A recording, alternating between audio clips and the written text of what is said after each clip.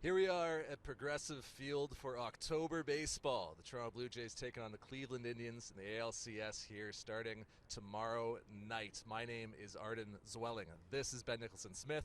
That's Shi Davidi. We write for Sportsnet.ca. We're going to have you covered throughout the ALCS. A big topic today, base running.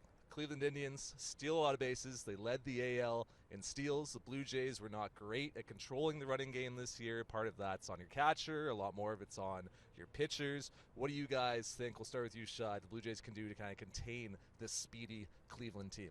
Well, from the pitching standpoint, little things like extra throws over to first base, slide stepping at times, varying your delivery, but I think the balance is that the Blue Jays don't want their starters, their pitchers in general, to get too far away from the things that have made them successful. I mean, they led the American League in ERA for a reason, and if you start really disrupting your patterns and your timings, that could lead to some distractions when you're facing the batter. So it's going to be a balance. There are certain guys you're going to have to pay a bit more attention to, but ultimately, the best way to prevent this is by keeping base runners from getting on in the first place. Ben, do you think base running is going to be a big factor in the series? Yeah, I think it can be, especially for the Indians. I mean, you look at what they're able to do on the bases. Once they're on, it's really tough to contain them. So almost the biggest key for the Blue Jays is just going to be keeping them off base. And they've certainly got the pitching to do that. You look at their starting rotation, 1 through 4, 1 through 5 even, they're really good. So I think that's going to be the bottom line here. You know, I talked to Russell Martin about it earlier today, and he didn't have great numbers throwing out base runners this year. It was actually a low for him in his career. It dropped quite a bit. He kind of told me, I hope they run. I want them to run. I like it. I get excited at the challenge. And if they want to test me, go ahead. It's one of the things I'm best at. So it's definitely something to keep an eye on. Something else to keep an eye on is Corey Kluber, who could pitch several times in this series for Cleveland. You wrote about Corey today. I mean, what do we need to know about Corey Kluber and what the Blue Jays might be seeing? I think the breaking pitch is really key for him, and it's a pitch that even other pitchers are jealous of. Talked to Trevor Bauer and Marcus Stroman about it today. They're almost in awe of this pitch. It's a really good one, and it's under the radar. I mean, when Kevin Pillar came up in 2014 to the Blue Jays, he was facing Corey Kluber, and he thought, okay, well, maybe I can get some hits off of this guy. Didn't end up happening that way. To paraphrase Pillar, Kluber shoved it in an uncomfortable place, and that's really been the case for American League batters ever since. So he's going to be a tough one tomorrow. Shi, the Blue Jays have some interesting roster decisions to make before 10 a.m. tomorrow when they have to release their roster. Francisco Liriano is caught up in it, Devin Travis as well. I mean, where do you think the Blue Jays stand right now with the roster and how this might break down? Well, they got some clarity in terms of the status on Francisco Liriano and Devin Travis. Devin Travis worked out Wednesday, reported for duty Thursday, feeling fine in his knee. Did regular work again today. So from a physical perspective, he's fine. Francisco Liriano threw a bullpen today here, and everything went well. Pitching coach Pete Walker talked to him after, and he said it went exceptionally well. So everyone's pleased with where he's at.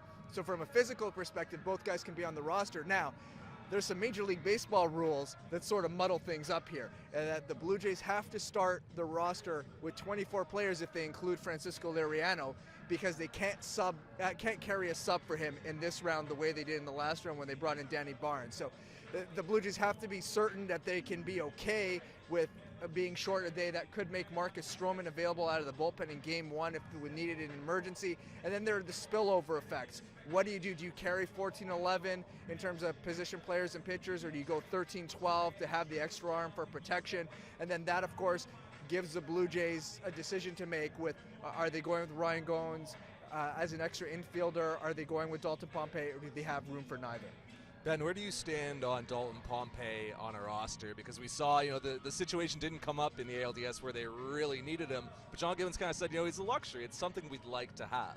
Yeah, it's a really interesting call for the Blue Jays. I think that if there's any way that they can get him on, if you're playing in closer games, he can be so valuable for you. Just adding an extra base via stolen base, or maybe scoring from first on a double, scoring from second on a single, that kind of thing.